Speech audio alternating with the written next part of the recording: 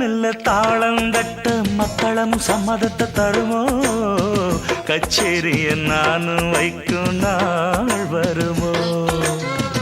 அஞ்சு வீரர் கோலம் போட அச்சமென்ன மிச்சமின்றி விடுமோ அந்நாடந்த ஆசை என்னும் நோய் வருமோ மொட்டு விரிந்தால் வண்டுதான் முத்தம் போடாதா முத்தம் விழுந்தால் அம்மம்மா வெட்கம் கூடாதா